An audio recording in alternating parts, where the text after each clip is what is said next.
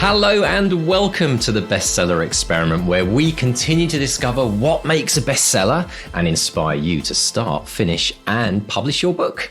I'm Mark DeVoe. And I'm Mark Stay. And as always, a huge thank you to everyone who supports this podcast by throwing us a few pennies every now and then, either on Patreon or in the Academy. If you join the Academy, you get me and Mr. D as your tutors, and you join an amazing community and you become an absolute superstar. We've got some evidence of that at the end of the podcast today when we talk about our wins. If you want to join the Academy, go to academy.bestsellerexperiment.com. We've got all sorts of courses there, all sorts of good stuff to get your book done and out there. And for Patreon, we have a new Patreon this week, which is Gloria Thomas. Thank you, Gloria, for your support, and everyone who supports us. If you want to support the podcast, clues in the word support, bestsellerexperiment.com/support. Mr. D, how are you today? I'm doing great. I'm I'm excited to hear how your book launch went last night. It was fantastic. It was.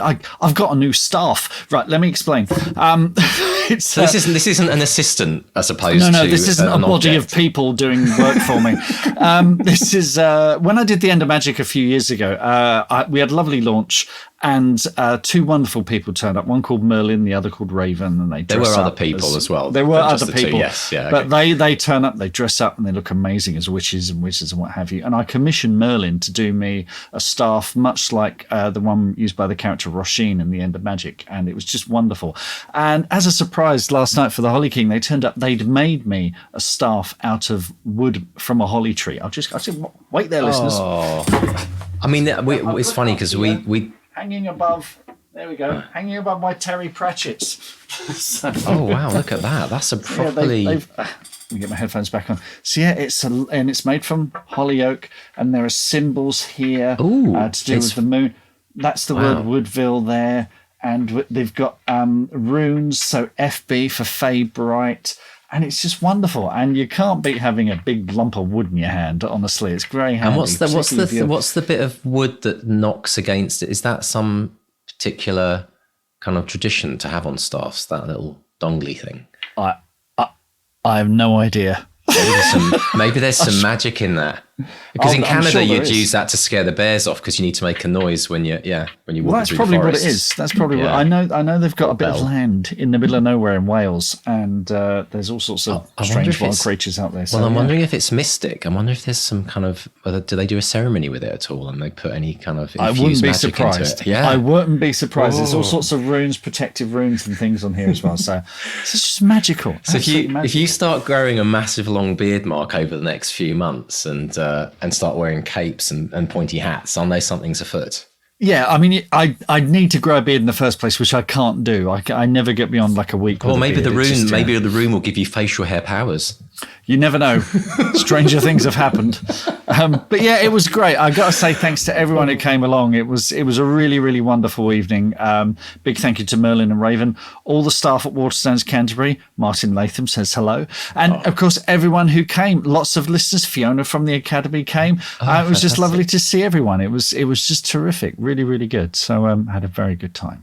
Oh, wonderful stuff. And we always talk about milestones in the Academy, and you can never take for granted these major moments. I mean, you're on your series of books. We can talk a bit about series with our guest today, but series of books, it's always about the focus of getting the next one out. But it's really important to have those moments, isn't it, where you just stop and take a breather and go, I did it. I've got it out there, and everyone can come and celebrate. I think it's absolutely fantastic. So I hope people who are in that place in their writing right now, where they're kind of part way through their book, they're thinking, will I ever get this done? Oh, I'm not got the flow anymore. Oh, this is low rubbish. Keep pushing through, because all these good things await you on the other side of the end, as it were. Speaking of getting things done, how's the non-fiction? Oh, non-fiction's going great. Non-fiction's going great. We're busy preparing for our non-fiction program in the Academy. And it makes me realize, actually, with non-fiction, there's a whole load of other things we have to consider as authors. There's a bit more of the brand building, I think, in non-fiction. Like, I mean, obviously fiction, you've got to build your brand, but, non-fiction authors are often maybe writing a book to enhance something that they're already doing in their career, for example, it might be kind of linked directly with something that they, writing that book can give them a real platform to get to get conference gigs and to do speeches, to run courses and retreats and all things like that. So yeah, I'm kind of contemplating, and I'm interested actually feedback from people out there. What kind of things do non-fiction writers look for today in terms of things, and one of the things I thought, Mark, and I'm planning a course on this for the non-fiction stream, is how to do a podcast and how to present yourself on a podcast, how to become a guest. Because I suddenly thought, we've got a bit of experience in this. We've been doing it 6 years. And that's the thing about, we get approached by a lot of non-fiction authors for the bestseller experiment, don't we? So, I think that would be and it has come up in the academy quite a lot. Obviously fiction authors need to really look at podcasts as an option, but for a lot of people it's really quite a scary thought. It's a bit like public speaking in a way, isn't it? I think we take it for granted. We show up each week. We've done this for a number of years, but we still get some very nervous authors coming on who are big bestsellers, but it doesn't feel natural for them just to come and chat on a podcast. And so all kinds of interesting things. So if anyone's interested in if people are interested in looking into the nonfiction course, pop along to academy.bestsellerexperiment.com and you can pop yourself on the VIP list to find out more about that. Now, listeners, if for those of you who get to the very, very end, it's worth it this week, because we're going to be reading an extract from S.C. Gowland's new novel, Delusions and Dragons, which features a cameo from 2 Marks. And I'm going to be reading from this. My lawyers are going to be listening in. So do stay right to that's going to be our book at bedtime bit right at the end of the podcast. So hang around for that. Also, just to say, this Saturday, 7th of October, I'm going to be at the Maidstone Literary Festival. I'm doing a talk called What Next? So basically, if you've written a novel, what next? What do you do? Do you need an agent? Do you need a publisher? Do you self-publish? I'm going to be going through all of those options. So that's going to be at Maidstone Literary Fest, Kent History and Library Centre in Maidstone, Kent, 10 to 11 a.m.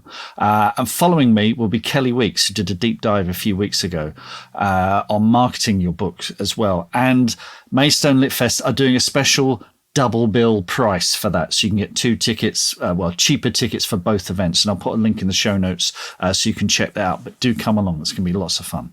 Sounds absolutely fantastic. And on that Delusions and Dragons, and apparently some kind, I have no knowledge of any of this. This is all going to be new for me, but it does remind me of, I think, is this our second, possibly third cameo? I remember one where we had. I think it's second. Yeah. There was a romance book, wasn't there? Do you remember that?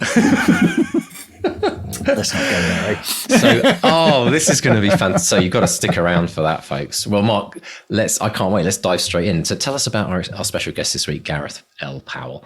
Yes, Gareth L. Powell is known for using fast-paced, character-driven science fiction to explore big ideas and themes. He's twice won the coveted British Science Fiction Association Award for Best Novel, and he's become one of the most shortlisted authors in the award's history. He's also one of those authors who are really generous with their time, experience, and wisdom on social media. Now, he has been on the podcast before, but that was way, way back in 2018. Remember those days, Mr. D? 2018.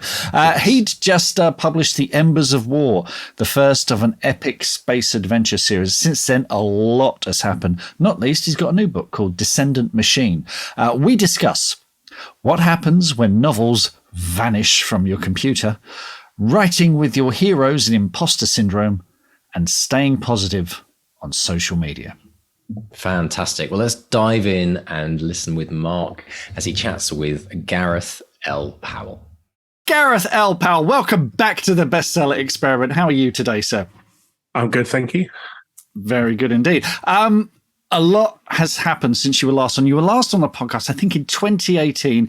You just published Embers of War, which was the first of an epic space adventure series, and a lot has happened since then. I'd like to talk about all that, but let's focus on your new book, Descendant Machine, which is second in the Continuance series. And as I understand it, these are an interlinked duology. This is like 50 years after the Stars and Bones, the first one. There are different characters, but they're both linked. Tell us about Descendant Machine.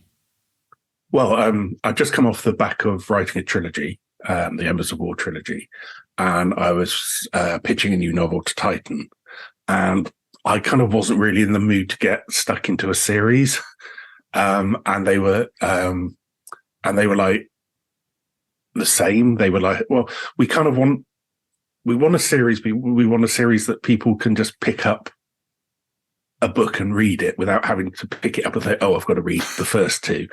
So I think in publishing, they call it onboarding. So they could onboard the reader at any point in the series. So we came up with this idea of a series set in the same universe, but telling different stories. And so that each one's a standalone.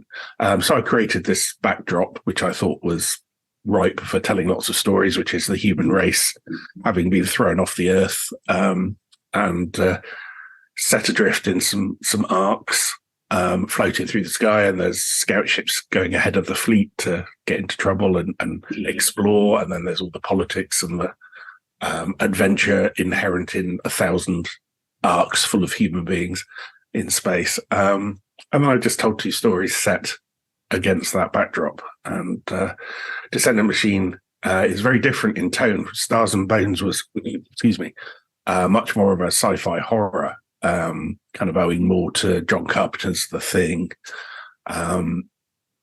Whereas Descendant Machine is much more of a sort of mystery, sort of spy thriller almost, with there's this big machine and nobody quite knows what it does, but some people want to start it, some people want to stop it, and it's a big race to do that and to find out what the machine contains.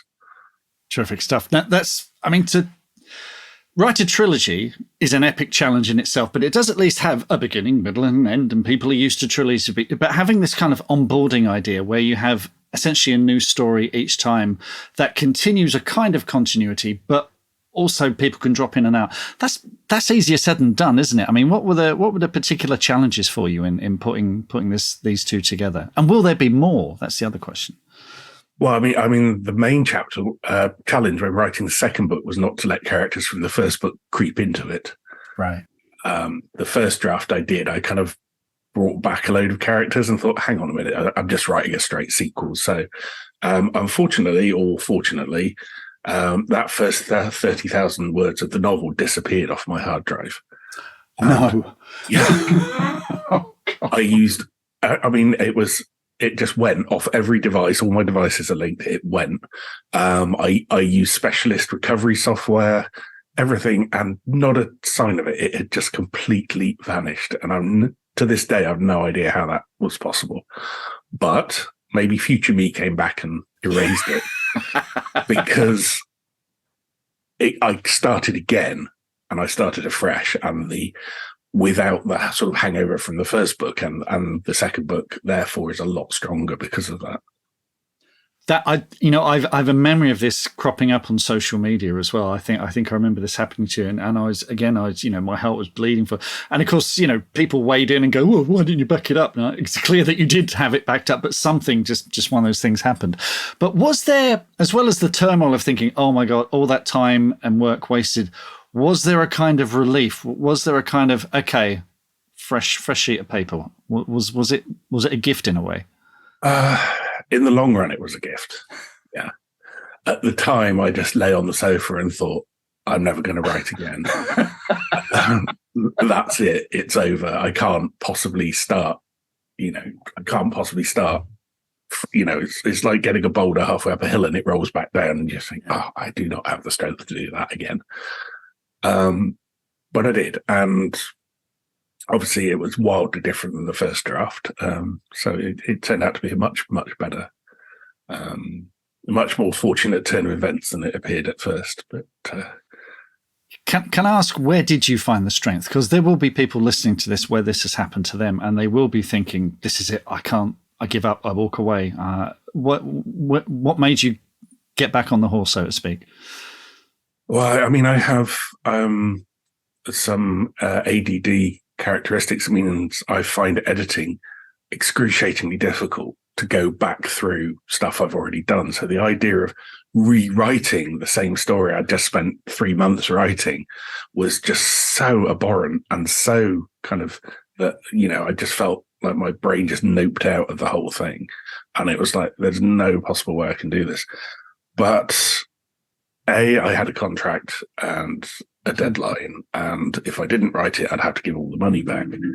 And secondly, my wife Diane was just absolutely behind me in my corner, believed in me, told me I could do it. And, she picked me up and dusted me off, and with her kind of support and belief, I started to believe I could do it, and I did. So, yeah.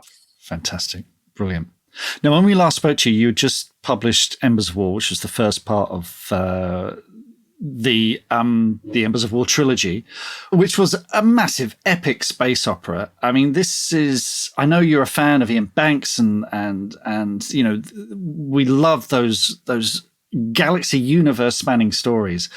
But that is, I mean, it's huge, isn't it? Were there any? I mean, you'd already had a cracking trilogy with the Akak Makak series, but this was much bigger in scope, wasn't it? Was it? You talk about pushing that boulder up a hill, being at the foot of a mountain, kind of thing. Well, how big a challenge was it for you?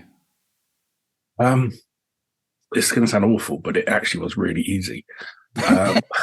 I love that answer. Yeah, I'd come off the back of the Akak Makak trilogy, and I had this creeping horror that I was going to be hit by a bus, and all I'd ever be remembered for was as a guy who wrote a book about a monkey. So I set out to write this really serious literary exploration of Heisenberg's uncertainty principle in fiction, about a character who wakes up on from a hibernation pod on a starship, and everyone else is still asleep, and he's got amnesia, so he doesn't know where he is. He doesn't know how fast he's going or where he's going. And the ship's computer has had its memory wiped. And so they have to go back through this guy's kind of personal possessions, looking at what he's chosen to bring with him from Earth to try and reconstruct his life and figure out who they are and where they're going. I think I'd been reading too much David Mitchell that summer. And, it was very literary and very, it came to about 90,000 words and really didn't gel together at all. And my agent at the time sent it out to a few publishers who came back and said, this really doesn't gel together at all. And I was like, yeah, I know. So I just got fed up with that and just thought, right, I'm just going to have some fun. And I sat down and I cranked out the first book of Embers of War in about 5 or 6 months. And it just flowed out because it was just, I wanted to get back to spaceships. I wanted to get back to sci-fi. I'd been banging my head against the keyboard doing this very literary book that really was not my wheelhouse.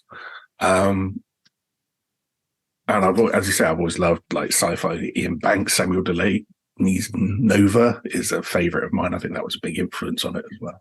And I just wanted to put in all the stuff I liked, like Saki talking spaceships, huge alien stuff, massive conflict, and some great characters. And I just sat down and just went, boomf, and it all came out.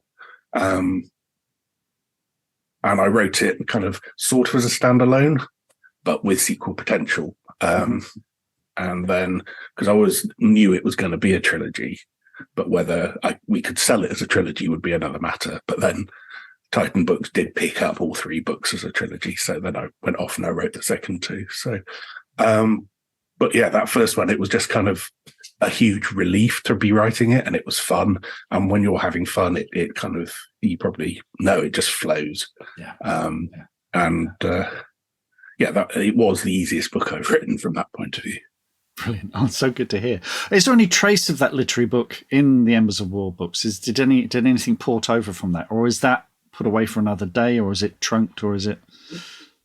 I saved one storyline from it and published it, self-published it as a novella called Downdraft, which is available on Amazon. But it's just, I stripped out one of the storylines from this book that just didn't gel together, and published that. But the rest of it is terrible. Important lesson to learn. Now, Embers of War, I mean, it's clear you were having huge fun with it, and it's paid off in spades because it's being developed into a TV series. You got Gary Graham adapting, Brett Eisner, who had directed episodes of The Expanse. Now, I'm guessing it's all on hold because of the strikes and what have you, but before the strikes came along, things were really trucking, weren't they? I'm sure you can't tell us much about it, but can you tell us about your experience of how this came about and how thrilling it must be? Yeah, well, I mean, initially we got the studio offered to buy the option on the book. I can't remember if it was before the second one or before the third one, but before the trilogy was fully published, Wow. which I thought was a huge gamble on their part because I could have gone way off the rails at the end. But they optioned. I think this was back in 2018. So this has been cooking for a long time. But very, very quickly they got Gary Graham on board to write the script. And I had some discussions with him, and then they went through a number of directors, gauging interest. There was some interest, but then they got Breck on board, and he sat down and coming in the wake of, as you say, doing The Expanse. He knows his space opera onions. He knows what you can do on a screen and what you can't do on a screen. So he sat down with Gary and they rewrote the script. The first chapter is set on a spaceship that's floating in an ocean because it's crashed, and he was like, we cannot afford to build a water tank that big just for one scene. So he rewrote that scene, and it was reading the script, it was kind of a masterclass for me in showing, not telling, because things I could explain to a reader in 2 or 3 sentences, he had to create an entire scene to sort of show that to the audience on the TV, which was really interesting. And people often ask that, how do you keep control of your story and stuff if somebody else is writing the script? You don't. But they've made changes to the story, they've made changes to the book, but the characters are very faithful to the characters in the book. And the medium is such a different medium than a novel that obviously they have to rewrite and change things in order for it to work on screen. But they've kept the spirit of the book, and they've kept the sort of, I'm very proud to keep my name associated with it, put it that way. I've seen they've done a mocked up trailer to use in their pitches. And it's just incredible. I've just watched it about 10,000 times. With prickles on the back of my neck going, God, did I write this?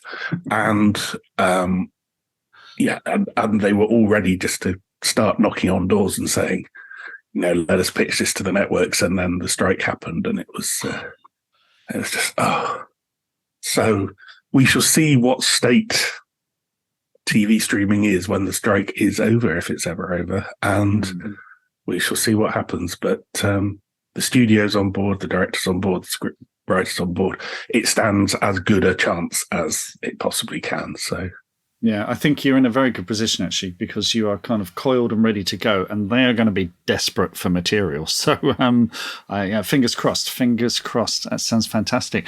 And another thing that you must have been over the moon about is you co-wrote a novella, Light Chaser, with Peter F. Hamilton, legend in science fiction. How did that come about, and what was your working method with him? Well, Peter and I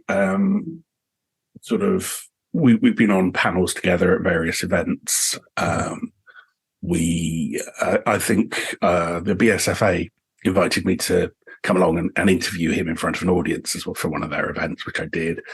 And then about a year later, they invited me to be interviewed and said, who do you want? And I said, well, what about Peter? So he came and returned the favor. And it was, we got on well and had fun. And we went to a few events. And at some point, one of us, I think it might have been me, said, let's write a book together, and not expecting it to happen. But it did.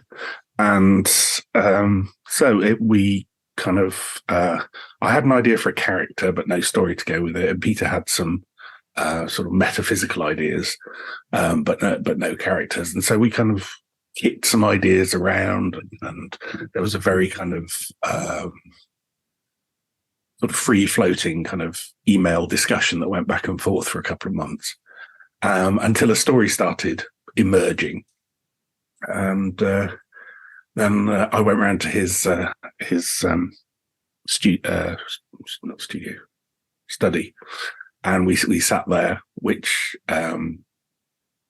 with all his books on the walls, and it was like I had a massive imposter syndrome moment that, because I was reading like the Reality Dysfunction before I started writing seriously, and I was a fan.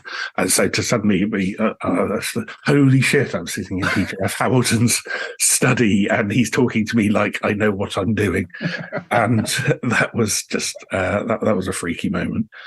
But we divided the story like, oh, we need a scene here, we'll need a scene there. So why don't you do these scenes and I'll do these scenes? And a lot of the story takes place with this one character alone in her spaceship. So I had quite a good handle on who that character was. Mm-hmm. And so I kind of did all the character chapters. Peter, obviously, consummate world builder.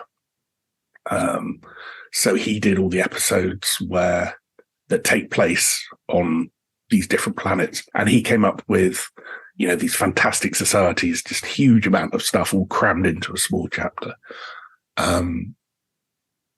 In fact, trying to rein him in because, you've seen how thick his books are. Yeah. And we're writing, I was thinking this novella we're writing is going to turn out to be a 600-page epic. But yeah, but somehow I think our styles meshed quite well together because my brevity and his detail just kind of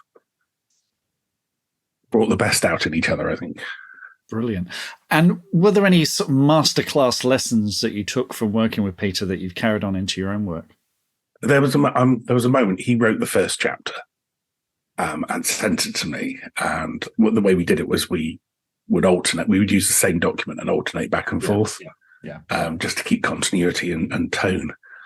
So he sent me this first chapter, and the first thing I thought was, wow, I get to read a Peter F. Hamilton story before anybody else.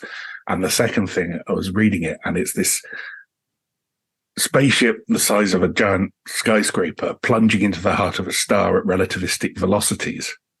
And I thought, oh my God, I'm going to have to up my game.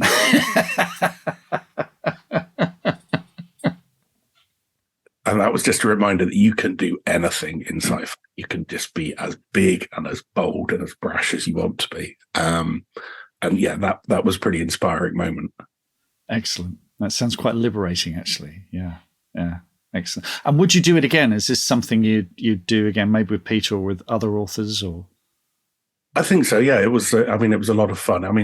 I don't know if my agent would want me to do it again because there had to be a lot of behind the scenes discussion between my agent and his agent and coming to an agreement with them and then them coming to an agreement with the publisher. And it was, so from that point of view, it was quite convoluted, but from the point of view of just two guys sitting down having fun, yeah, it was brilliant. And if I found another author that wanted to collaborate on something and it was somebody I admired, then yeah, certainly give it a try. Fantastic.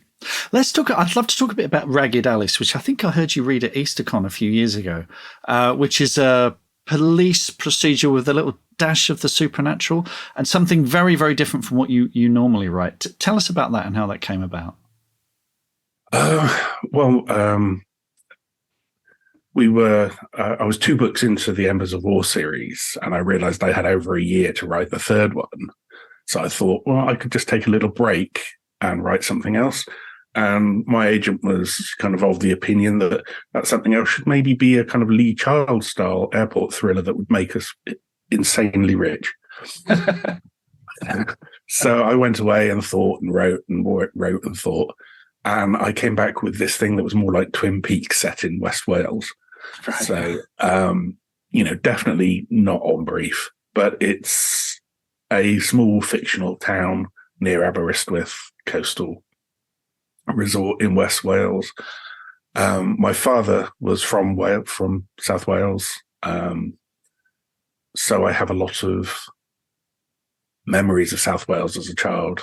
Because we used to go there to visit my paternal grandmother all the time. And the rhythms of the speech, the way people talk, the kind of fatalism, the death is very present. You've got the black chapels and the graveyards, and also the countryside is incredibly beautiful, but at night it becomes extremely eerie. You have the pines along the ridge lines and the valleys which are dark and the strange noises in the bracken, and so I wanted to kind of capture all of that, and that kind of my relationship with Wales. And from that point of view, it's a very personal book. the crime stuff, I did a lot of research about how the police deal with murders and how they structure investigations and stuff. So I tried to get that bit right. But also there's some local characters, and there's some ghosts, and there's some something weird going on at the American Air Base at the top of the hill, and all this stuff. And it was a very change of pace, as you say, from going from a space opera to writing this kind of rural horror, and then back to space opera again. But it was very much like a sorbet that cleared my palate to finish the trilogy. But I think it confused readers because it came out from Tor.com, who do a lot of sort of sci-fi and fantasy novellas. This was not really either. So I'm not sure it ever really found its right audience. But that Lee Child thriller that you originally briefed, would that ever happen? Is that something you might ever come back to, or is it just not your bag? Probably not, because every time I think up an idea for a thriller, I just think, well, why won't they just call the police? Yeah. and the whole thing falls apart. So it's Fair enough. And then I like to talk about, and this is going to be of huge interest to all our listeners, whatever genre they're writing in, you did a book called About Writing, which, as I understand it, started as a series of blog posts, then evolved into a book via Luna Press, and then it was expanded for a Galant's edition, which I think was twice as long. There it is. Tell us about how this evolved. Well, pretty much as you say, I was doing some maintenance on my website, and I thought, I've got many, many years of blog posts on here. I should probably back them up. So using an extremely high-tech method, I cut and pasted them into a Word document. And the Word document came out at about 60,000 words. Right. And I think I tweeted, oh my God, I think I've just accidentally written the book. And Francesca from Luna Press sent me a message and said, well, we'll publish it. So I had no intention of writing a book about writing, because obviously imposter syndrome, who am I to like tell people this stuff? I mean, my blog posts had been, as I was on my journey to becoming a writer, just writing down stuff I'd learned and sharing it with people coming a few steps behind me. I never sort of sat down and thought, well, I'm at Stephen King's level now, I think I'll knock out a book about how to, that wasn't, so it was completely accidental. But Luna Press put out this very slim kind of pocket-sized edition. We called it a field guide for aspiring writers. And it did pretty well. It was quite popular. But Gillian Redfern from Galant's really liked it. And I think she gave it to a few authors she'd signed to say, look, this is quite useful. And then she approached my agent and said, would Gareth be interested in doing a revised edition, expanded?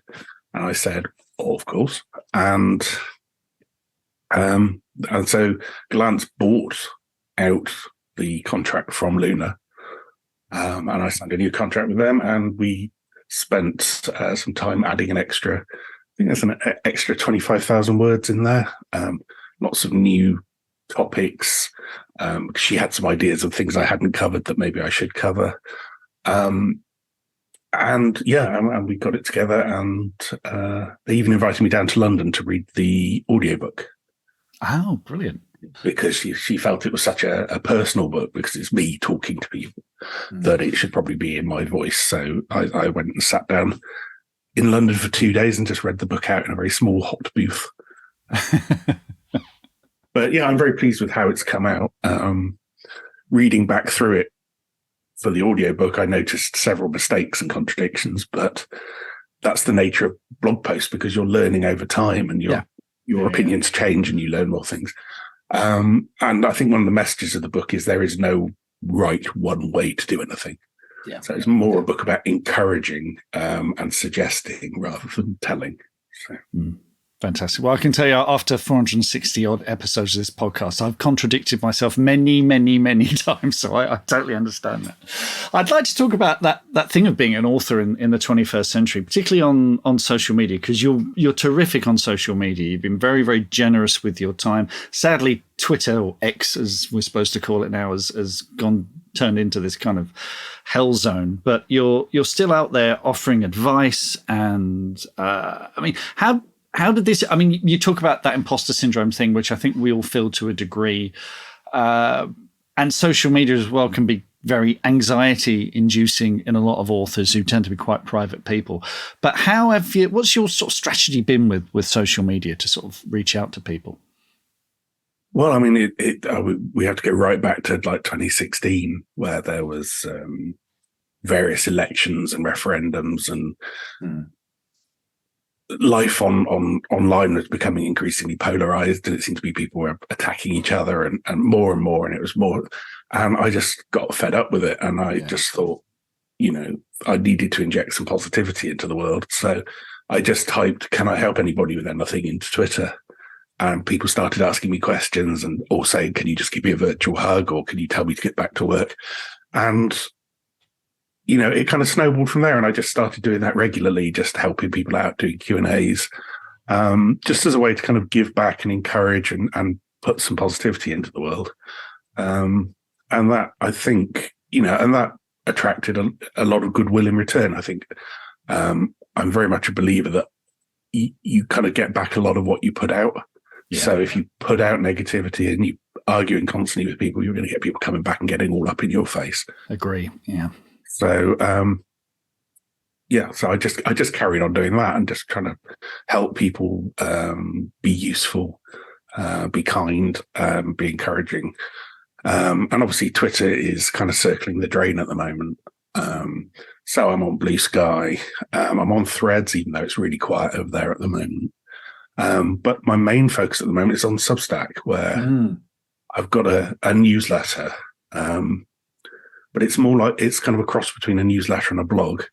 Yeah. So I do a monthly newsletter, which goes out to 2,000 odd free subscribers.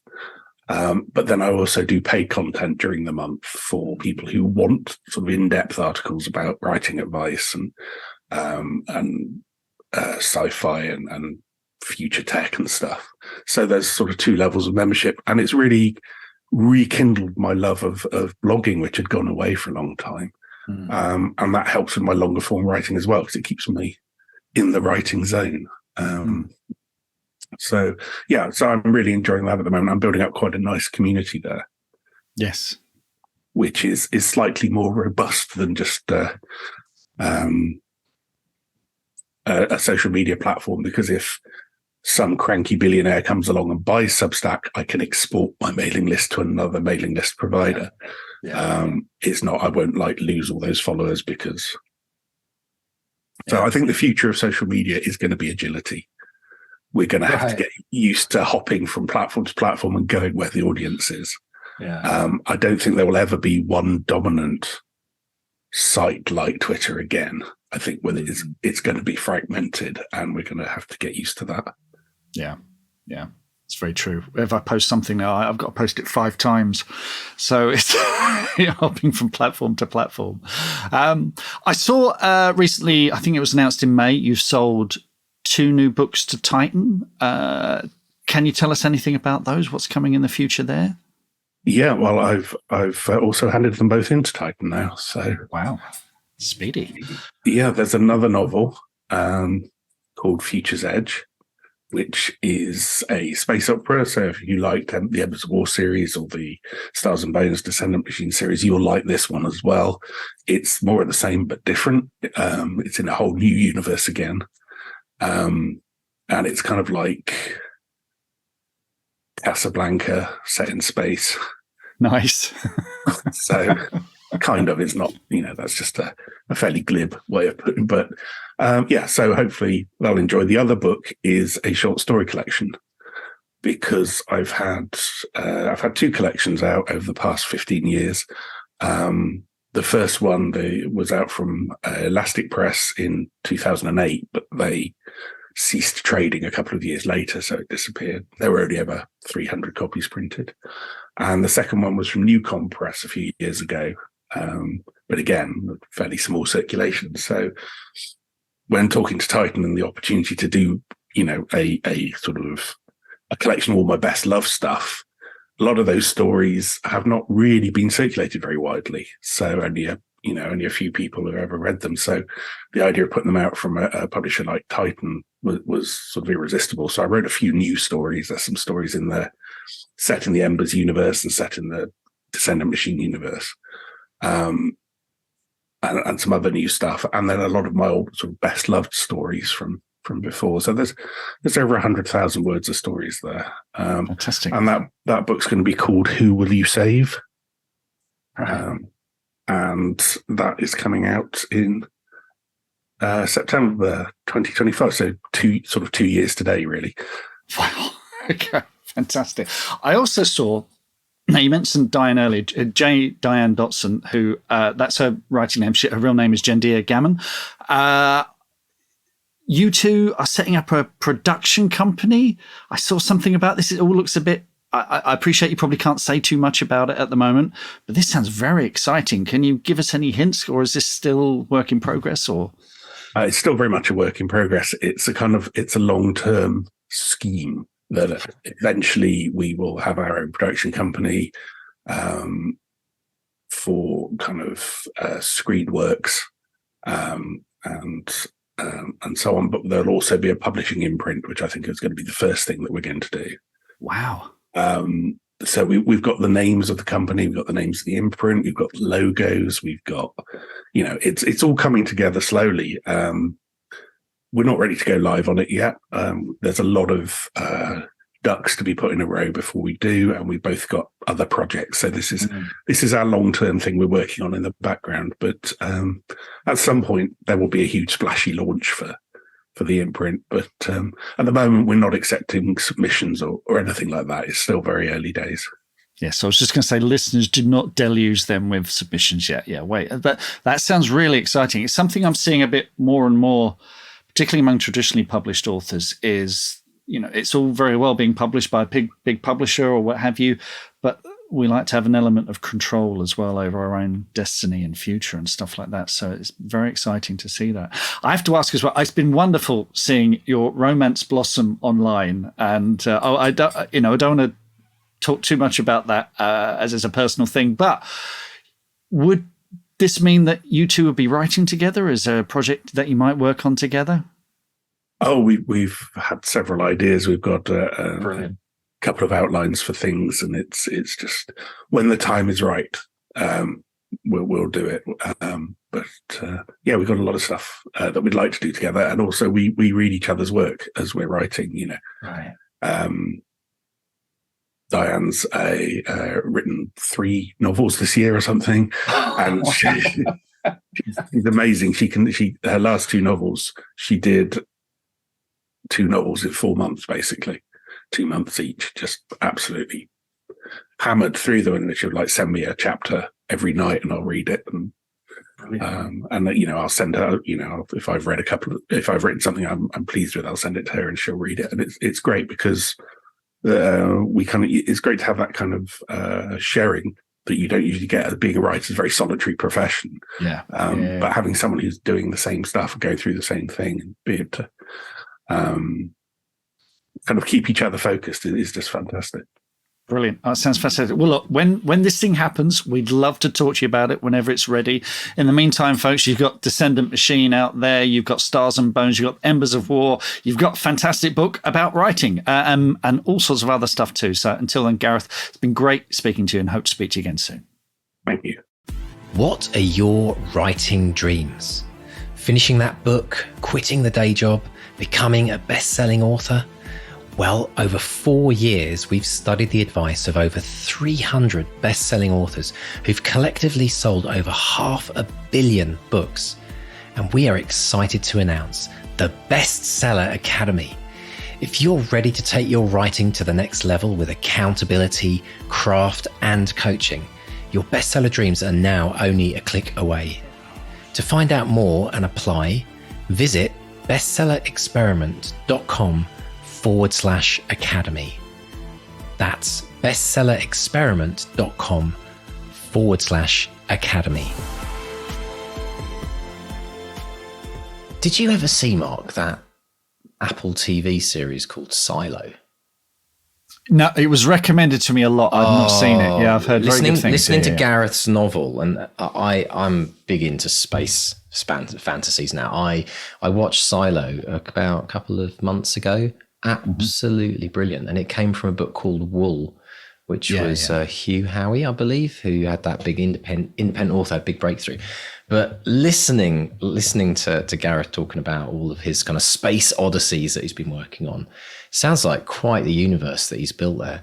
It is. And I've got to say, we recorded this. So we're recording this on Wednesday, 27th. Today, it's been confirmed that the WGA strike is over. So we were talking about the writer's strike in there. It's now over. They're going back to work. And I'm sure that the actors, SAG-AFTRA union, are no doubt going to follow suit in a few weeks. So things are going to get back on track. So fingers crossed that we will see Embers of War on telly sometime. Well, these things take forever, to be honest. Let's be honest. But sometime in the next 5 years, let's say that. Well, exactly, I was going to say. But he's been waiting since 2018, he said, when exactly, it was already 5 years has passed. But great news on the strike finishing. And it's going to be interesting to see what that period of time where there was nothing being produced, what kind of knock-on effect that does have for shows which have been sitting there waiting to go on, whether we're going to get a bit of a dearth of material, or whether there'll be a gap possibly in a lot of the schedules. Then we start moaning, what happened on Netflix. What happened in the last strike, is it 2008, is that basically reality TV was boosted because they didn't use writers for that. So a lot of cheaper to produce Jersey Shore and shows like that just absolutely took off during that period. So some people will be like, yes, and other people will be like, seriously?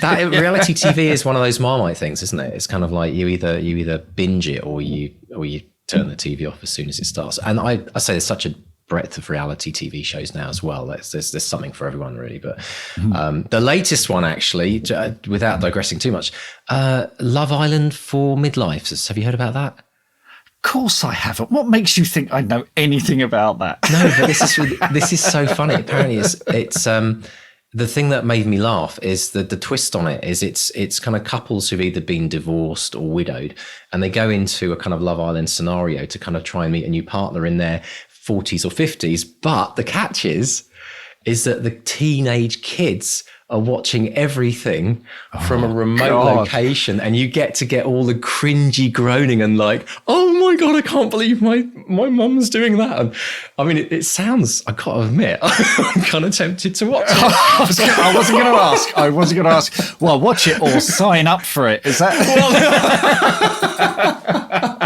Yeah, I'm just doing my research, Mark. No. Oh my God. Can you imagine? That is just, it's quite a genius idea. But we digress. Let's talk about, I want to ask you, Mark, about something that Gareth talked about called onboarding. Now, I'm very familiar with onboarding. You know, that's a whole term within the web world where you have a new person start their journey with like with the academy, for example, there's an onboarding process. But it means something different, doesn't it, when you're writing books? Yes, it's very much in my mind at the moment, actually, because I'm writing book 5 of The Witches of Woodville. And book 6, I've had conversations with my agent. I've said, book 6 will be an onboarding book. It's the book that new readers can get on board with without having read all the others. Now, I've worked very hard. You know, the first Crowfolk, Babes in the Wood, Ghost of Ivy Barn, Holly King, they all work kind of as standalone books. There are little things that you maybe need to know for the previous ones, but I bring you up to speed on those, and they can work as standalone books. Book 5 that I'm working on now, no chance. I've just gone, no, you're going to have read all of these to make any sense of this. So it's that one. I'm going all in making that. And I'm sort of tying up loose ends in book 5. So book 6 will be very much a new chapter in these characters' lives. So book 6, I'm thinking, this is an onboarding book. And it's one of these things where there will be a pivot in the story, in the way the stories are told, in the adventures that we have. It's going to be slightly different. Not too different to alienate the readers who already love it, but different enough that you can say maybe there'll be different cover art, maybe there'll be different design style or what have you. And you get this with long-running series, that you have one where maybe a new character comes to, the precinct or whatever. Maybe a new cop starts with the detective, maybe, and they can be the ones who go, okay, what's going on here? What's his story? What's that? What's going on? So you kind of gently ease the reader in. And you see that with very successful long-running series, this kind of onboarding idea that you can just ease the new reader in. There are some that do it brilliantly. Bernard Cornwell's very good at it. Ian Rankin's Michael Connolly. They're all very good at sort of gently easing you into the story every few books.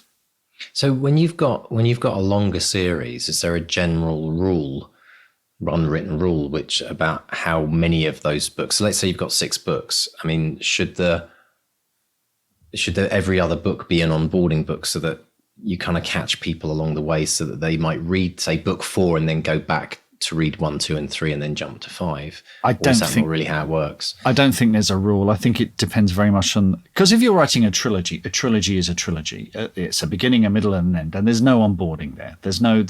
You can't start The Empire Strikes Back and expect to know what the hell's going on. It's just not going to happen. Or, The Two Towers and Lord of the Rings or whatever. It's just, there's just too much. You need to read them in order because they are one.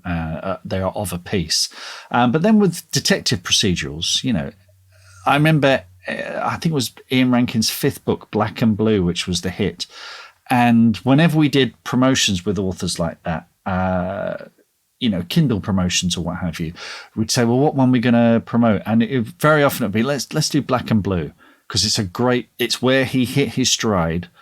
It was the one that saw a quantum leap in sales, and it's generally regarded as one of the best novels in the series. So it's like, yeah, book 5, let's go with that one. So it's funny. So it just depends. There are some authors who might be the 2nd or 3rd book that's the best one. So with Terry Pratchett, I do a whole video. I'll put a link in the show notes as well. I do a whole video on YouTube about where to start with Terry Pratchett. And there are actually a good 7 or 8 different kind of onboarding points with Terry, depending on your taste and what kind of books that you like. So it is very much horses for courses. But it's an interesting thing to study, because it's often where the writer hits their stride, where everything kind of clicks together. And where, if you were a fan of the series, it's the book that you would recommend as well, which as a writer is often quite difficult to gauge. But it's funny with the Holly King, people are saying, I've had really good reviews where people are going, oh, this is the one. It's got darker. Yeah, I've seen that. Best one yet. Yeah, I've read a lot of those comments. Yeah. Yeah. I mean, do you take them with a pinch of salt or what? But I do seem to have had a lot more of them this time round. Yeah, so that's great. That's going to be interesting to kind of track that and see if you get a lot, and also the knock-on effect of when you get in the latest book getting highly recommended, whether you see that follow through of everyone then jumping back to one. And that's the nice thing, because that classic thing of people reading and like binging a book, and then that moment where the author gets, when you're having the next one out, but when you've now got 3, 4, 5, 6 books previous, then there's something for them to get their teeth into whilst they're waiting for the next one, which is the benefit of having gone through that, the long haul of writing the series. So fascinating stuff. We'll watch this space.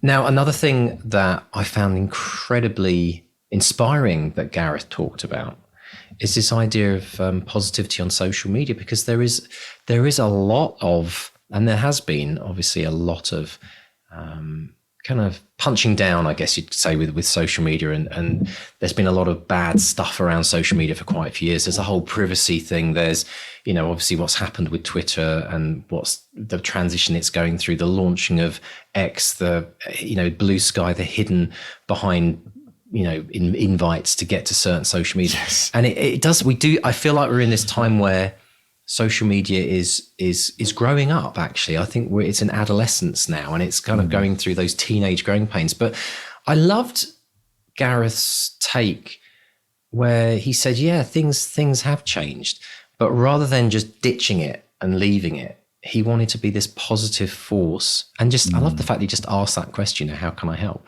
And it reminded me that it really, in life, we get what we put in, how we choose to show up is what we experience in the world. And absolutely. And what's happened with Gareth is that he's now, he's looked at other things. He's built mailing lists. He's aware of the fact that, it feels like a lot of social media sites do have a certain lifespan and this idea of having to move around. But wasn't that encouraging to hear somebody who's like embracing the change, be the change that, you want to see on social media, to very badly paraphrase Gandhi, but it's true though, isn't it? Because social media is really just a platform where people communicate. Yes, it's no different from your local park or your local community centre or your local church. Wherever people gather, you're going to get good vibes or you're going to get, a lot of bad muck being but around. I mean, the difference to social media is you can be anonymous or you can throw rocks and run away or whatever. But it's interesting that he said that, and of course he's a science fiction author, so he's constantly peering into the future, and he said the future of social media is agility. It's going to be fragmented. We are going to be hopping around from one place to another. But I think that just reminds me more than ever, it's so important to have your little corner of the internet that you call your own, albeit a blog or a Substack. He said Substack. I've seen a lot of authors jumping to Substack, but as you said, that could be taken over by another megalomaniac. But so have a little bit of the internet that is yours. That where if someone does get Larry, you can just kick them off. Have you had a delve into Substack yourself? Have you kind of looked at it? I've looked at it and I've just thought, well, actually, what's interesting is a lot of authors you see kind of a life cycle here. You had authors who used to blog and then moved to social media and did really, really well on social media. And of course, Twitter was microblogging. Let's not forget that. That's where it kind of came from. And they were kind of, the blog is dead. The blog is dead. But then Twitter became this monstrous thing. And they don't necessarily want to go back to blogging, so they're going to Substack, where there's a kind of a paid element to it as well. So it's a cross between a newsletter and a blog. So I've always sort of hung on to my newsletter and blog anyway, so I don't feel the need to switch to Substack. It just feels like another thing to me. So I've seen authors do very well on it. It's not for me. I've got my own stuff. I don't see the need to shift over to it. Do another thing. Yeah. That's really interesting. I'm actually reading a fascinating biography, Walter Isaacson's new kind of Elon Musk biography. And interesting when you go back to PayPal, when he kind of combined with PayPal, his company was called X. And this is where the whole X things come from. That's where he had the X.com domain. But he says in the biography, like years ago, that he always envisaged PayPal becoming this all, like a monetary and social site, which all comes together into one. So the heavy rumors right now is Twitter is going to expand to become a payment app, and because he got booted out of PayPal, interestingly enough. It's really interesting, like reading the backstory. But and there's even rumors last week that Twitter was going to go behind the paywall at some point, which would be a pretty major step. But the point is that as creators, if we put all of our heart and soul into one of these external platforms that we don't own, it's a bit like, it's a bit like being in a rental house, which we once experienced actually, being in a rental house and the landlord saying, no longer want to rent the property. Actually, I want to move back in. Can you all, disappear off? And we had to leave the house. And it was, 3 kids were in Canada. Nightmare. Just happened to a friend of mine, actually. Right. Yeah. Well, yeah. And I mean, there's probably a lot of people who said, it's happened to me or it's happening to me.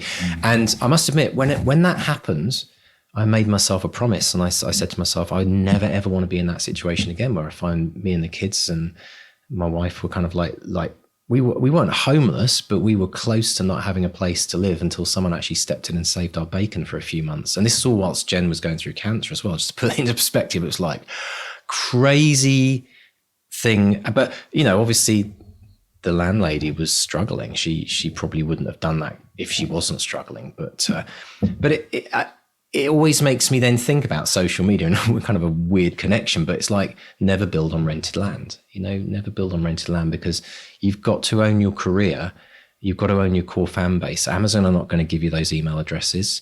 Twitter aren't going to give them to you. So you've got to get people on your mailing list. It's the number one rule still. And good reminder from Gareth. Now, folks, Mark's doing this amazing reading that's going to be coming up, which you do not want to miss. So we're going to be doing the rest of the discussions around Gareth in the extended today. And we're going to talk about the importance of backing up. And folks, if this hasn't happened to you, maybe this is your saving grace hearing us today, because I've got a tip for you that you must follow if you don't want to lose your work. So listen to that in the extended. Plus, we're going to have a quick chat about how contract deadlines can help keep you going as much as they're a nightmare. We're going to dive into, this idea of maybe writing a blog that one day might turn into a book. And Mark's going to deep dive on writing and understanding genre. So, folks, if you would like to join us in this week's extended, just pop along now to bestsellerexperiment.com/support. Sign up to our $10 a month patron. That's all it is, $10 a month. Not even a couple of Starbucks coffees. Everyone uses that analogy, and I don't know how much a Starbucks is, but apparently it's quite cheap and expensive at the same time. So if you'd rather get hours and hours of Mark and I talking hundreds of hours. Yeah, well, there are hundreds of hours of extra deep dives you get access to now, folks. Pop along to that website, bestsellerexperiment.com/support, and join us for the extended. So, folks, welcome to the extended. And we had a little bit of a word of warning from Gareth, didn't we? How gutting must that have been, Mark? Losing 30,000 words. I just kind of pictured him on his sofa, just with his head in his hands, thinking, yeah, that's it. I'm done. It's every author's worst nightmare. It's a sign from the universe, isn't it? It's like, oh, obviously I'm not meant to be writing. That was weird though, wasn't it? How it all just disappeared like that. That's really strange that he lost it on his online backups, and it was almost like weird. something happened in the in space and zapped. My routine every morning. So I work on the laptop over there. I have a backup drive, which it's an Apple time machine. So every hour it backs up automatically. Then when I've finished, because I work in Scrivener, as soon as I've finished, I use WeTransfer, and I WeTransfer it to myself, whatever the Scrivener file, because usually the Scrivener file is too big to email. So I WeTransfer it. So I've always got a link, and I do that every single day. So I've got at least 2 backups there, so I haven't lost anything yet. You never know. You never know. Well, computers eventually fail, right? Yeah. So, and there's a lot of people listening to us now who may have never backed up or haven't backed up in the last year. The thing I find, if you don't have a routine, the thing that I'm always amazed at is when I go to my kind of, backup external drive and I look at the last time I did it, I thought it was maybe 2 weeks ago, and it was like 4 months ago. And I'm like, oh my gosh, it's something weird about time. It just passes. It's always a lot longer than you think. So one massive tip, the most important thing that you have to do is you have to have your backups. You have to have multiple backups. I think having one backup, it's just too risky. It's always 3. I use the cloud as well. Well, that's what I was going to say. Yeah. So I would say to anyone who's, the big question is always, how would you feel if you lost the work that you did today or this week? If you're not bothered about losing your words today, then you don't have to back up daily. But, I would say as a writer, whenever you should have a routine where you've made the decision as to how often you're going to do it, and then you just do it regardless. But the most important thing is have an off-site backup. This is where a lot of people mess up. They put it on an external drive, and their external drive is sitting on top of their computer, and they don't think about, well, what would happen if that computer, if there was an electrical fault or something and something zapped both of the drives, or, God forbid there was like a fire or theft or something like that. So this idea of having it in separate locations is super important. And for people that, maybe have a place where they write externally, even have a writing buddy where you swap dongles. And this is the other thing, having your project.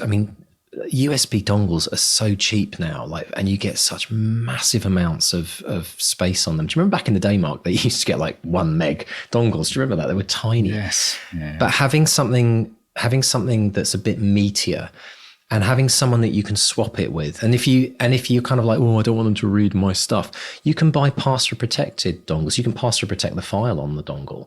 But that's something that you should be doing at least once a month if you're writing a book, I think. So that if you haven't got 2 separate locations, that you can access, swap it with someone, even if they're next door.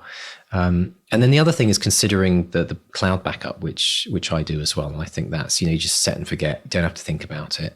You can specify which folders you want to upload and which you don't. So if you've got sensitive information on your desktop, you don't have to upload it to the cloud, because there is this whole kind of concern about, should I, shouldn't I? But that master file, that master Scrivener file, but then if you're writing on someone like, on the cloud, like Google Docs, the reverse is true, is that you shouldn't just rely on Google looking after your manuscript in one file on Google Docs, because, they've had a pretty good track record to date, but... To date? Could you imagine? I sometimes wonder about photos. How we've all, I don't know about you, Mark, but all our photos now are online, because it's just like... But I sometimes think, what would happen if all of those photos just got zapped one day and they were not recoverable, like Gareth's manuscript? Yeah. The same goes for anything you've got on Google Docs. So you can also get backup systems. If you've got your own website, for example, or cloud, I've noticed my cloud backup allows me to back up my Google Drive. So I can back up all of my files that are, on the cloud to another place in the cloud, but they're not with the same company. Because being with the same company is the same thing as just having everything in your house, and if that house suddenly you get flooding and everything gets soaked, you're a bit stuffed. So one thing to take away from this, folks, if you don't have a backup routine, stop right now, pause this recording and just write down what you're going to do. And once you've made the decision, then you just have to set yourself a reminder to do it. And once it becomes a habit, then you remember to do it. But on that note, though, Mark, about losing that content, it was kind of interesting because Gareth then said he had to rewrite it because he had a contract deadline. What are the chances of him not having rewritten that if he didn't have a contract?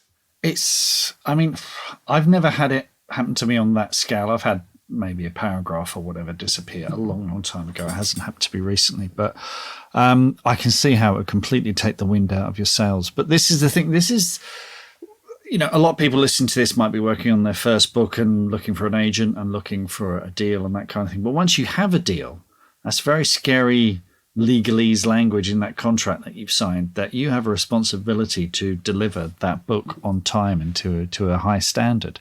So if you do lose that work, you're in deep stuck, and it's your responsibility as well as, the person in the contract to ensure that you look after that stuff. So it is important that you have a routine where you do back this stuff up.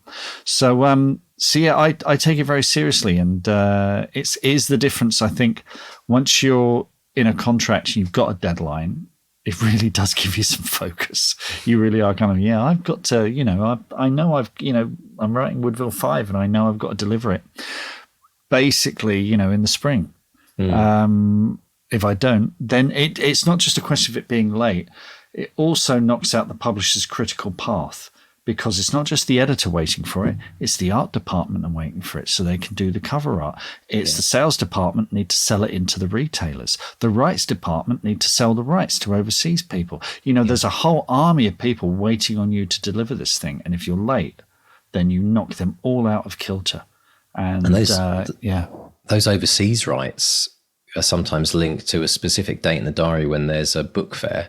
Where they need Frankfurt your book on that day. Bologna, interesting, very interesting. So it's we talk about deadlines and the pressure of deadlines.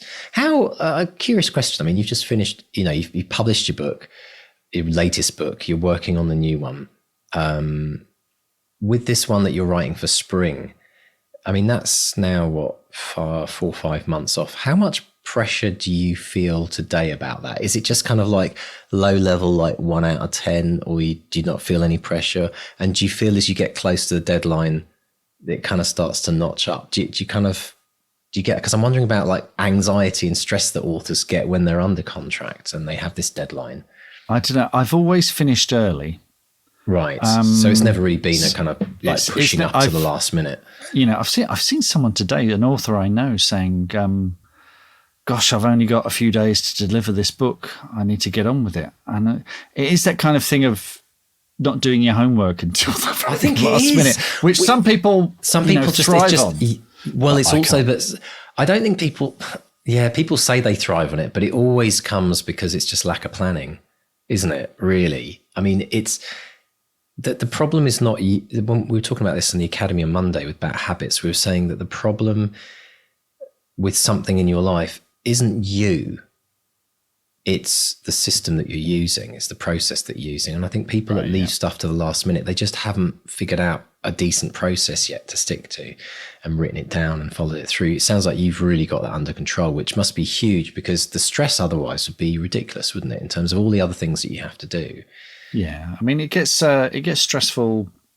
The most stressful time is just before a film shoot, because there are lots of little changes to make there to the script because of a location's gone or an actor can't make it. And it's a one chance, really, isn't it? In some ways, you've got hundreds of people waiting on you to get that right. But in some ways, once you've done that, anything else is a bit of a breeze, actually. Yeah, exactly. Exactly. Yeah. Now, Gareth also had this amazing thing happen to him where he stepped back and he looked at his blog posts and realized he had nearly 60,000 words on writing. And I've always loved this idea of writing a blog that one day could become a publishable book. And I think there are a lot of people who actually think of their blog like that. There's actually a whole concept out there called blog to book. And it's the idea that if you actually start a blog, I think why not imagine it one day might become a book if that helps how you write it and structure it. I think Gareth did it obviously in reverse, didn't realize he had a book there. But I think if you're doing a blog anyway, why not write something, or at least some of your blog posts, that one day you could just like concertina together and go, look, I've got basically a book here. I mean, it's a free book at the end of the day in some ways, isn't it? Absolutely. And I know we have a lot of people when we talk in the Academy to people about, start a blog now, start a newsletter, and they go, well, what do I write about? In some ways, you can think of it as a parallel book. You know, you don't necessarily have to give it a narrative structure or think too far ahead, but if you keep it on a particular theme, then it could be a collection at some point of thoughts. If the book becomes a huge bestseller years down the road and, gets highlighted as one of the literary classics of its time, having that memoir almost of, in the background as while you're writing the book could be brilliant, in terms of, and sounds like with Gareth, I mean, it's become a whole other kind of, another kind of feather in his cap to some extent, where he's actually writing a completely like a non-fiction book, but it's obviously very, very popular. Now, writing, Gareth also talked about genre, and writing and understanding genre is super important, isn't it? Yes, Gareth was talking about genre there and knowing your genre. And let's see if we can gain a better understanding of genre to help your writing and your career. So if you're early on in your writing career, try and avoid genre hopping book to book, which is sort of what I've done. Most multi-million best-selling authors have become known for being really good in one particular genre for this. And the reason for this is they go really deep and they become master crafters and storytellers in that particular creative art form. So let's talk about genre. Let's make a distinction between how the industry defines genre and how a writer can use it.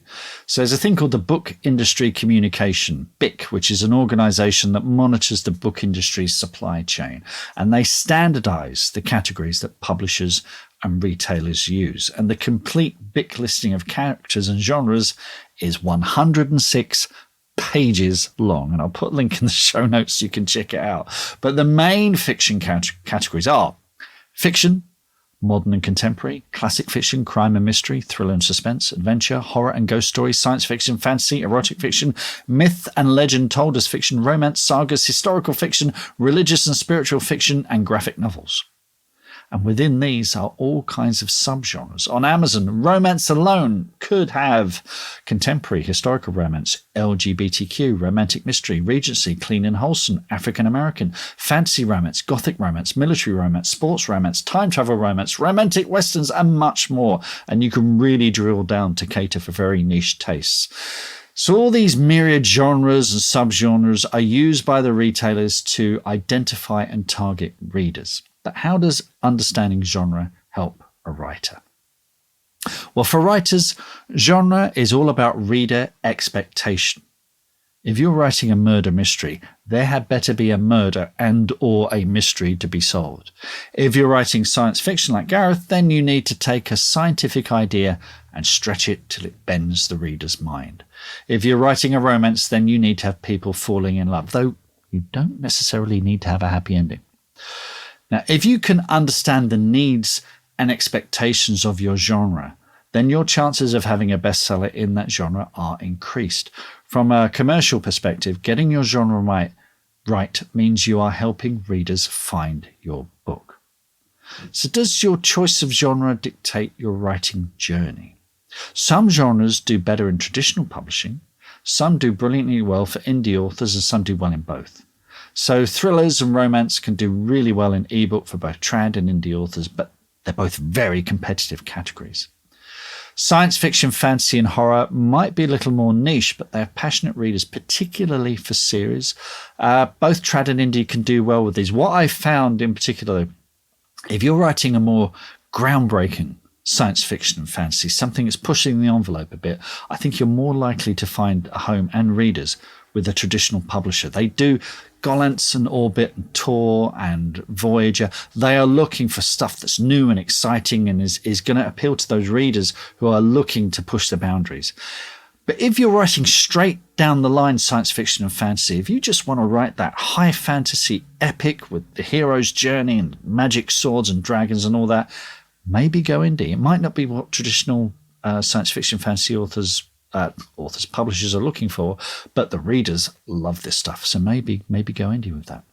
Anyway, other genres, contemporary literature, what might be categorized as literary fiction. This can be a struggle for indie authors, particularly if it's a standalone novel. It's really tricky to find readers. These kind of books really benefit from the kind of mainstream publicity, newspaper reviews, radio and TV interviews that a big traditional publisher can get. Children's fiction can be very difficult for indie authors. This is changing, but the success of children's fiction is largely driven by school events, festivals, and perhaps most importantly, word of mouth recommendation. Traditional publishers have a great reach into schools, festivals, bloggers, high street retailers who drive that word of mouth. Non-fiction, as Mr. D was saying earlier, is a very broad church, and best-selling success can depend on trends and the zeitgeist as much as the writing, and editors and trad publishers do keep on top of trends. Memoirs can be great in both trad and indie, though if you have a memoir set in a specific location, say a nostalgic history of a particular town, you might do better self-publishing and focusing all your marketing in that town. You might have a passion for a particular hobby that will seem very niche to mainstream publishers, but self-published and targeted at the right market could be an absolute smash hit. Then you've got self-help and business titles. They've seen some great self-published bestsellers in recent years, driven by individuals and organizations who've grown their readership through their own brand building online. Of course, this all comes with a big caveat. No one knows anything, but there's just some guidance there. So what is your genre? So think about what the genre and sub-genres for your book are. Sooner or later, someone will have to find a spot on the shelf for your book in their bookstore or library. Where would they put it? Or if not in a book or library, which chart on Amazon might you get that orange flag for? So sit down and list the broad category for your bestseller. Is it fiction, non-fiction, children's? Then list the broad genre for your bestseller. Think about that list we talked about earlier. Then list 3 possible subgenres for your bestseller. I mean, this is, if you're putting it up on KDP, this is something you have to do anyway. So, and if you're stuck with which genre to write in, try the following exercise. So for your book idea, write a short story of 500 to 1,000 words in each genre. Which one works best for your story? Or try a mashup of 2 different genres and write a short story version of this Is it working? And are you excited to write more? So there's a few basic pointers on genre. It's important to get your head around it. And any questions, as always, just drop me a line. So, folks, thanks very much for listening to The Extended, and we look forward to being with you again next week. So, Mark, what's happening this week on our wins and social media? Got some lovely stuff here. So Rachel Chapman, long supported the podcast, long-standing member of the BXP team. And she says, I am so pumped right now. I just popped in to say I finished the edits on The Porcelain Hand. Can you believe it? To those of you who gave your time freely, and these are all members of the BXP team, and my beautiful beta reader, Laura Reagan, thank you. Just got to get Andrew Chapman to give it a pass. And of course, Andrew's been on the podcast before as well. Mark, can you put a big green tick over my public declaration date at the end of the month? Tar, I'm off now to eat a whole Colin the Caterpillar cake. Now, I know Rachel's been working on this for a long time. She's never given up. And this has been such an amazing achievement for her. So can't wait to read The Porcelain Hand. It's been a long time coming, but I absolutely know it's going to be worth it. So congratulations, Rachel. Congratulations, Rachel. Absolutely fantastic. Persistence at its finest. Absolutely. And a wonderful win from Karen Story on the Academy. And she says, I hope I can call this a public reading win. And Karen says, a few weeks ago, my short memoir piece had been awarded runner-up in the South Warwickshire Literary Festival. And I was asked if I would read it out publicly during the festival. In my former career as a sign language interpreter, I was used to getting up on stage in large auditoriums. However, reading a piece of my own writing from a stage was a brand new experience. I was a little nervous, but I agreed. On reflection, a memoir piece which brought back memories of a highly emotional time was probably a tough one to do a stage debut with. The piece told the story of an incredible incident 2 days after the planes crashed into the Twin Towers in New York. My brother worked as a cop in the precinct opposite the then World Trade Center. The piece I wrote was his story and our story of a touching coincidence that's too long to explain in a post here. So there I was today. I walked up onto stage, greeted the audience and started reading out this memoir piece. What I didn't expect was that during the most poignant moment in the story, I would have to stop, then apologize to the audience because I was on the verge of tears.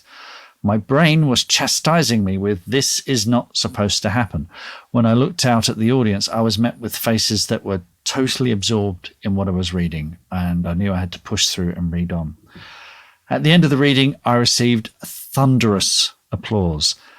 After I left the stage, several people came up to me telling me that I'd moved them to tears. Even hours later, different people found me and stopped me, telling me they thought it was a beautiful story and that they too had been sitting in their seats crying at the moment I'd become emotional. It certainly would not be my plan to read something on stage and then have to stop for a moment because I was emotional, but I guess it turned out okay because the story also seemed to have affected the emotions of the people listening. And when I think about it, that is one of my goals as a writer, to make people feel. So although I didn't want to have to almost cry on stage for it, I guess I can try and think of this one as a win. And this is brilliant, isn't it, Mr. This has sparked this whole sort of thing in the Academy about this. And as a little post-credit kind of thing to this, there was someone in the audience from a publisher who's now interested in Karen's writing. So I think it could be a win-win-win. It was such a powerful story, and it's such a massive reminder about. And we forget when we're sitting in our little writing table, writing our book, and it might be emotional. We forget the impact that our words can have on people. And for Karen to experience that in a live audience, it's a massive privilege in many ways, because authors don't get to see, the person crying their eyes out, having, when they finish the end of the book or their favorite character gets killed off or whatever happens. But it's just such an important reminder about the power of emotion and why it has to be front and center of everyone's writing, because that's what moves people. Motion moving people, right? Absolutely. So well done, Karen. And I mean, I'm excited to think about how that experience will just really embed and help her writing in the future as well. It's quite remarkable. So well done for being brave enough to get through it, Karen. I think that's the most important thing, really. Absolutely. Fantastic. Absolutely. And then a nice little coda here. Now, Susie Edge, who was on the podcast a couple of weeks ago talking about her new book, Vital Organs, which when you're listening to this will be out now. Now, we all covet that little orange bestseller flag on Amazon, don't we? Did you know there's a purple one? Purple? Yeah, What? purple, most gifted. And vital organs is number 1, most gifted.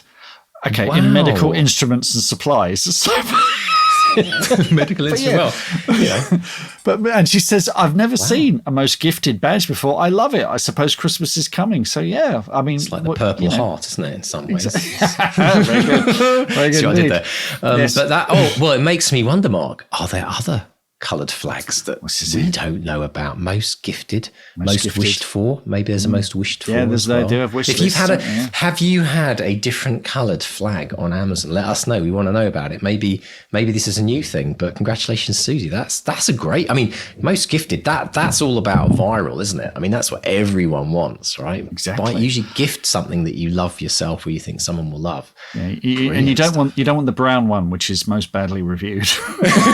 Yeah, the emoji, the poop emoji flag, or the poop emoji with a flag in it. Oh, brilliant stuff! Right, Excellent.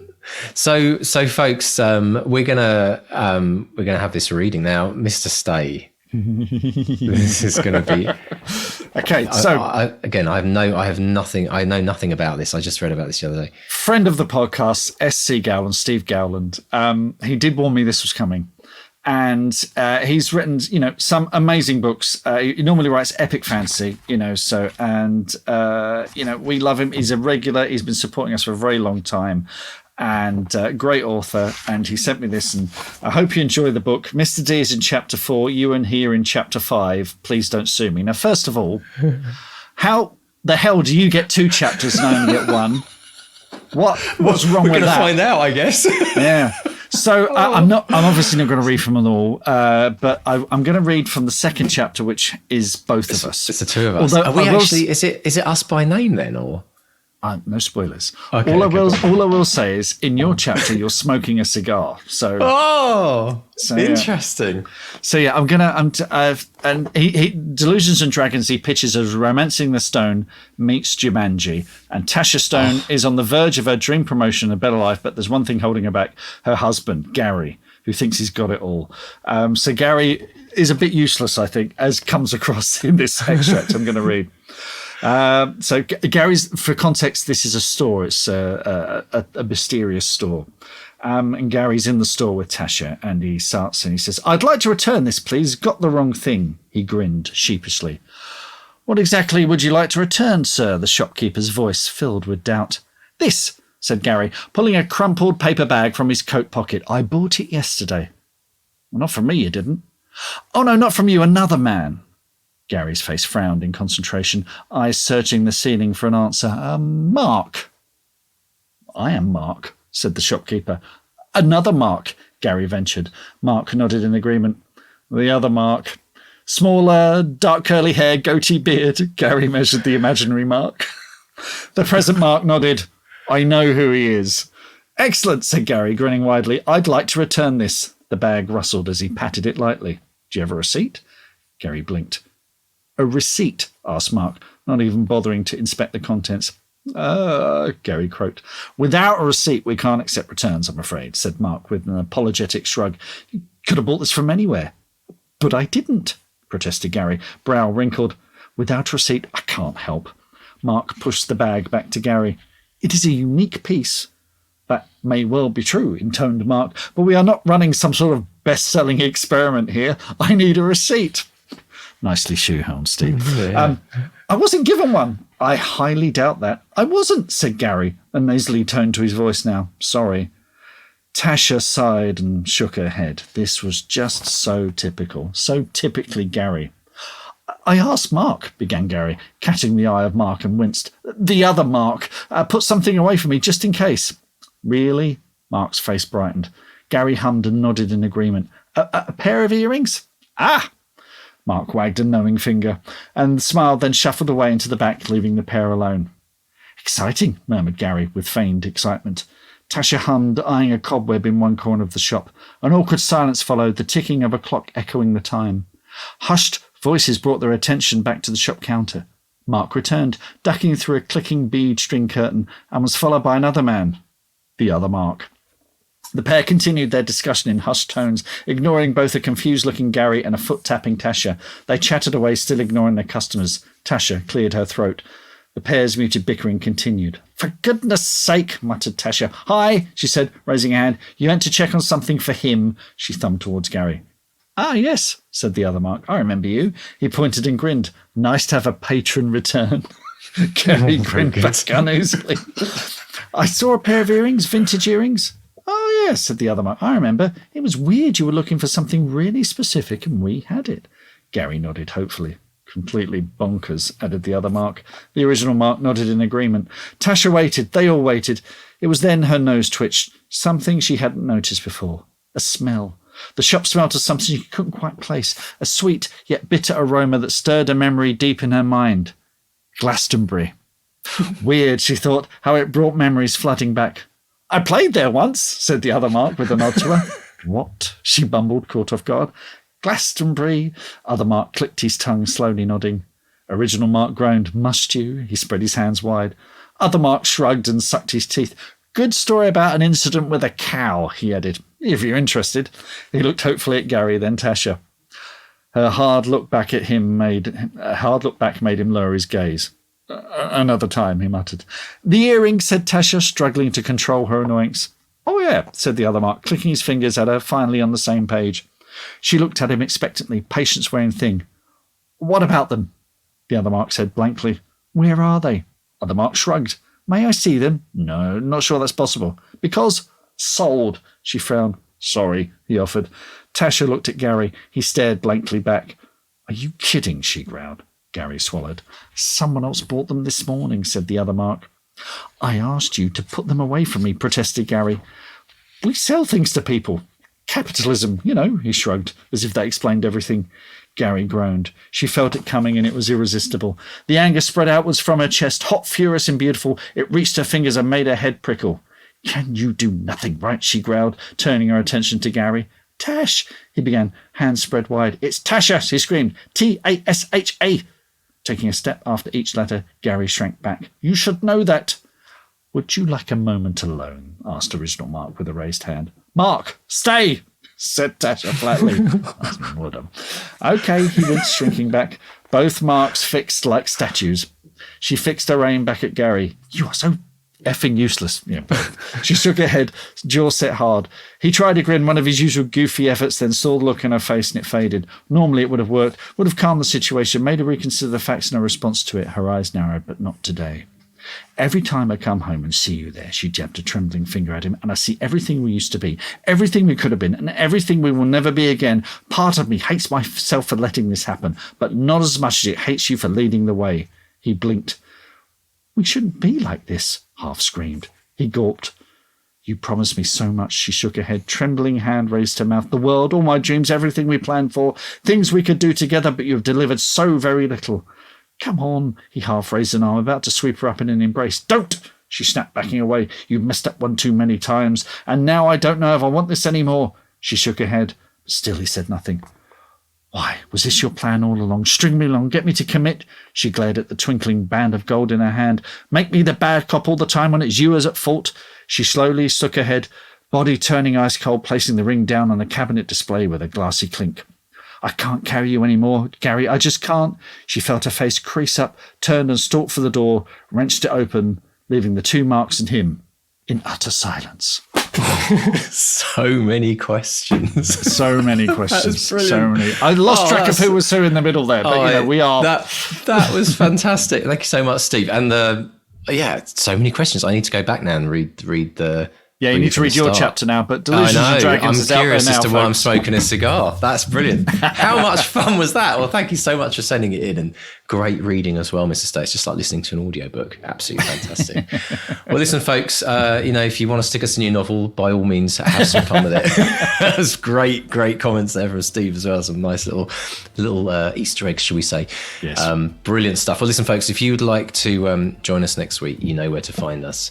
Pop along to bestsellerexperiment.com and you'll find all the options there, socials on the bottom of the page. Subscribe, rate, review. Thanks to Dave and JD, and find us on Facebook, Bestseller Experiment, Twitter, Instagram and Threads is @BestsellerXP. Brilliant. So it's a goodbye from Mark 1. And a goodbye from Mark 2 and those other two Marks, whoever they are. Yeah. And the guy in the shop. Yes. Bye. Bye.